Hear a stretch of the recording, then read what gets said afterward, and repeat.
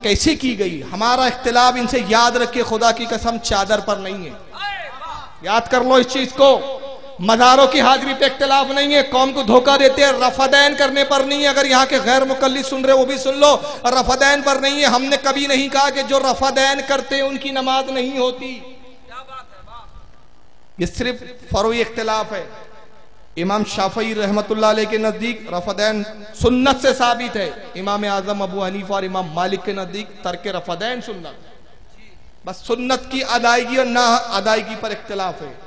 नमाज से फर्क नहीं आता। गैर मुकल्लिदों का एक मुल्ला जिसका नाम है मोहम्मद जूनागढ़ी, हाँ जूनागढ़ का रहने वाला है, उसका तर्जुमा कुरान सऊदिया छापता है। उसने खुद किताब लिखी कि अहनाफ से इख्तिलाफ क्यों। किताब मेरे पास मौजूद है, उसमें लिखता है कि जो लोग रफादैन नमाज में नहीं करते उनकी भी नमाज दुरुस्त है, और जो रफादैन करते उनकी भी दुरुस्त है। और इनका एक मौलवी है नज़ीर हुसैन दहलवी ने फतावा लिखा, उसका नाम है किताब का अल फतावा, 2 जिल्दों में। उसमें लिखता है कि रफादैन जो नहीं करते उनकी भी नमाज दुरुस्त, जो करते हैं उनकी भी दुरुस्त। फर्क सिर्फ इतना है कि बात के नज़दीक करना सुन्नत है, बात के नज़दीक ना करना सुन्नत है। इख्तिलाफ सुन्नत के होने ना होने पर है, इख्तिलाफ नासिक व मनसूख पर है। और वो कहता है जो इन पर मुनाजरे करते हैं वो रूए जमीन के सबसे बड़े जाहिल है। इस पर मुनाजरे की जरूरत ही नहीं है, फरोई मसला है, करने वाले भी हक पर ना, इस पर हमारा इख्तिलाफ नहीं। मज़ारात की औलिया पे हाजिरी पे इख्तिलाफ नहीं। अरे हम खुद चाहते तुम जैसे मनूस आए भी नहीं हमारी मज़ारों। क्या हमारे बुजुर्गों के रोजे तुम जैसे मनूस लोगों के कदमों के लिए है? हम कब तुम्हें दावत देते हैं तुम आओ। फातिहा पर तुमसे हमारा कोई इख्तिलाफ नहीं। तुम्हारी बदकिस्मती है, तुम बखील कंजूस, तुम क्या 11वीं करोगे? वो तो सखियों का काम है कि 11वीं के नाम पर खुद भी खाता है, कौम को भी खिलाता है, सखियों की बात है वो। तुम बखील मक्खी चूस, तुम्हारी इस पर इख्तिलाफ नहीं। इख्तिलाफ किन चीजों पर है? इख्तिलाफ बुनियादी यह है कि तुमने नबी करीम सल्लल्लाहु अलैहि वसल्लम की तौहीन की है। और हम सब कुछ बर्दाश्त कर सकते लेकिन अपने आका की तौहीन बर्दाश्त नहीं कर सकते। आइए जरा तौहीन का एक मंजर देखे। किताब का नाम है तज़किरतुर रशीद। क्या नाम है? किसके बारे में लिखी गई किताब? मौलवी रशीद अहमद गंगोई की हालत जिंदगी पर, जिनके बारे में बता चुका हूं कि मौलवी इस्माइल देहलवी के कौन है? ये पीरो मुर्शिद पीर साहब है। मौलवी आशिक इलाही मीठी इस किताब के राइटर है। रशीद अहमद गंगोई के खलीफा और मुरीद, 46 जिल्द नंबर 1। नबी की तौहीन देखिए कैसे की जाती है। कहा गया कि आला हजरत की भावच का हुस्न इत्तेकाद और मुखलिसाना बर्ताव था। ये आला हजरत कौन है जिनका जिक्र कर रहे हैं? बताइए, आपको पता है किसी को? ये हमारे आला हजरत नहीं है बरेली के शहींशाह, ये इनके आला हजरत हाजी इमदादुल्लाह देवबंदी। हाजी इमदादुल्लाह को आला हजरत कहते हैं। और हाजी इमदादुल्लाह कौन है? मौलवी रशीद अहमद गंगोई, मौलवी अशरफ अली थानवी, खलील अहमद अम्बेटवी, मौलवी कासिम नाना तवी इनके पीर साहब है। और बानी तबलीगी जमात मौलवी इलियास दहलवी के दादा पीर। तो कहा जा रहा है कि उनकी जो भावज थी, हाजी इमदादुल्लाह आला हजरत की जो भावज थी, उसका हुस्न एतकाद और मुखलिसाना बर्ताव था। बड़ी मुखलिस औरत थी, बड़े अच्छे एतकाद वाली औरत थी। मेहमानों का खाना खुद पकाती थी और किसी मेहमान के नावक्त आने से कभी तंगदिल ना होती थी। एक दिन आला हजरत ने ख्वाब देखा कि आपकी भावज आपके मेहमानों का खाना पका रही है कि जनाब रसूल मकबूल सल्लल्लाहु अलैहि वसल्लम तशरीफ लाए। और आपकी भावज से फरमाया, उठ, तो इस काबिल नहीं कि इमदादुल्लाह के मेहमानों का खाना पकाए। उसके मेहमान उलमा हैं, उसके मेहमानों का खाना मैं पकाऊंगा। जिब्रील को उस्ताद बनाया, देवबंद को मुल्लाओं को नबी का उस्ताद बनाया, और अब इतना गिराया नबी को नौजुबिल्लाह मिन ज़ालिक कि अपने घर का बावर्ची बना दिया। कहा कि नबी आए हाजी इमदादुल्लाह की भावज खाना पका रही थी और नबी ने कहा कि तू इस काबिल नहीं है, उठ, तू इस काबिल नहीं कि मौलवी इमदादुल्लाह के मेहमान बड़े बड़े उलमा हैं, बड़े बड़े उस्ताद हैं जिन्होंने मुझे उर्दू सिखाई है, तेरी मजाल के तू उनका खाना पकाए, उनका खाना मैं खुद पकाऊंगा। मैं आपसे सुन्नियों से एक सवाल करना चाहता हूं, मुझे ये बताइए, अगर आज फारूक आजम होते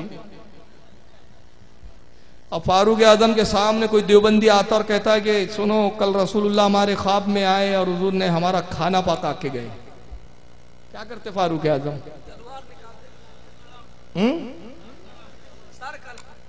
फारूक आजम बोलते लाला तेरे होठ चूम लूं जिसने नबी का खाना पकाया हुआ खाया है, तेरा मुंह चूमता हूं। मुंह चूमते या मुंह नोचते है ना? मगर ये कैसे लोग हैं यार कि अपने नबी को बावर्ची बनाते हैं और इस पर बड़ा फक्र करते हैं।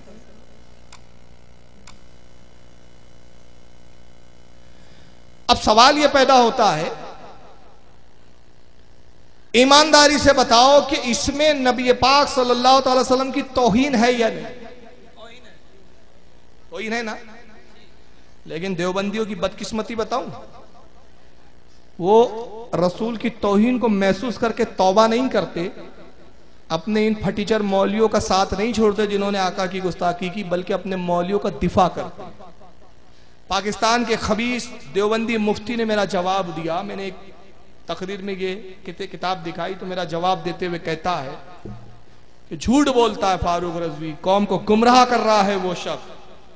रसूलुल्लाह ने अगर खाना बना दिया तो उसमें हुजूर की कहां से तौहीन हो गई? हुजूर क्या बावर्ची हो गए?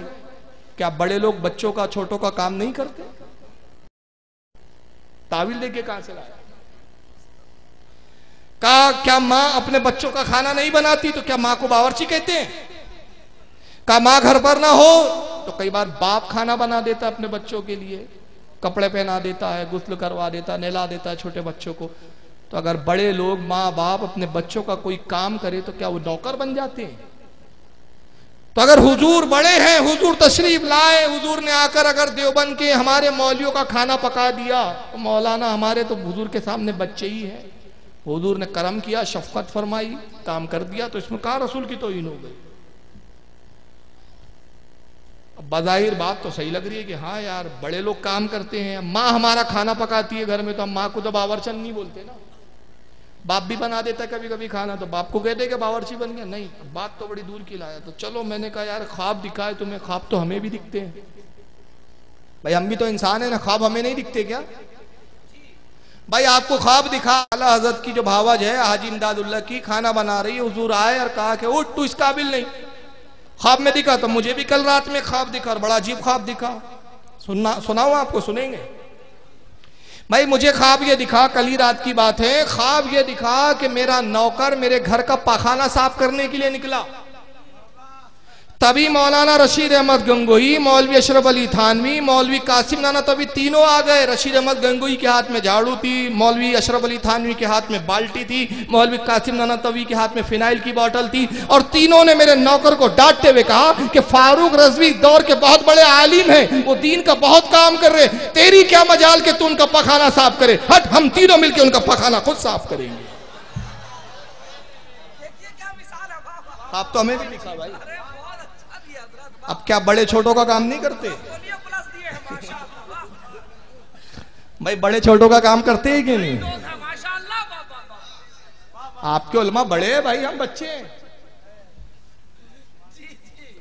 लेकिन आपने इतने भी सुभान अल्लाह कह दिया, लेकिन ख्वाब अभी पूरा मुकम्मल का हुआ अभी तो ख्वाब बाकी है, ख्वाब पूरा करें। मैंने रशीद अहमद गंगोही साहब का हाथ पकड़ा, कहा हजरत क्या कर रहे हैं आप बड़े हैं, आप तो गौसे आलम है देवबंद की जमात के। मौलवी अशरफ अली थानवी से कहा आप तो हकीमुल उम्मत है भाई। मौलवी कासिम नाना तवी से भी मैंने गुजारिश की, हजरत क्या कर रहे हैं आप हुज्जतुल इस्लाम है देवबंदी को। कहा कि मियाँ हम बुजुर्ग हैं, बड़े हैं, आप बच्चे हैं, बच्चों का काम बड़े कर देते हैं। अभी थानवी साहब तो आगे बढ़े, कहा कि देखिए फारूक साहब इस वक्त जो आप सुन्नियत का काम कर रहे हैं, हमने तो सुन्नियत को बिगाड़ा है, आप संवार रहे हैं, तो आप बहुत अच्छा काम कर रहे हैं। देखिए माँ बच्चा पखाना करते तो पिछवाड़ी भी धुला देती है, हम आपके वो भी कर दिया करेंगे, आप इसके लिए भी क्यों जहमत करते हैं? बस आप सिर्फ फारिग होके बाहर आ जाए, हम धुलवा दिया करेंगे। बताइए मिर्ची लगेंगी क्या नहीं देवबंदियों को? बिल्कुल हरी वाली लगेंगी, है ना? कहेंगे देखे हमारे मौलवी का मजा। अरे भाई ख्वाब दिखा, मैं क्या करूं यार? मैंने कब कहा हकीकत में आए? हकीकत में तो आ भी नहीं सकते। क्यों? अरे इसलिए नहीं आ सकते कि तुम्हारे अकीदे के मुताबिक तक़वतुल ईमान है, जब नबी मरकर मिट्टी में मिल गए तो तुम्हारे मुल्ला कहां बचेंगे? ये तो ख्वाब है। लेकिन अजीब दोगला अकीदा है। एक तरफ एक किताब में कहते हो कि नबी मरकर मिट्टी हो गए, मिट्टी में मिल गए, मगर दूसरी तरफ उर्दू भी सीखने आ रहे हैं, खाना भी पकाने आ रहे हैं। तो ये दोगलापना क्या है? अकीदे का दोगलापन इसलिए नहीं तो कि तेरे बाप भी दोगले हैं। या तो ये बोल दे कि नबी मर गए तो फिर आ नहीं सकते, और आ सकते हैं और आए हैं तो फिर मरे नहीं। कुछ एक पेंदे पे तो आ, तेरा पेंदा नहीं। अब मिर्ची लगेंगी का देखो हमारे इतने बड़े बड़े उलमा की गुस्ताखी कर दी। मैं कहता हूं होश की दवा खा, तुझे अकल नहीं, तेरे मुल्लाओं की गुस्ताखी हो जाए तो तुझे बड़ा दर्द लगता है, मगर आका की गुस्ताखी करो तो कान पे जू भी नहीं रेंगती तुम्हारे।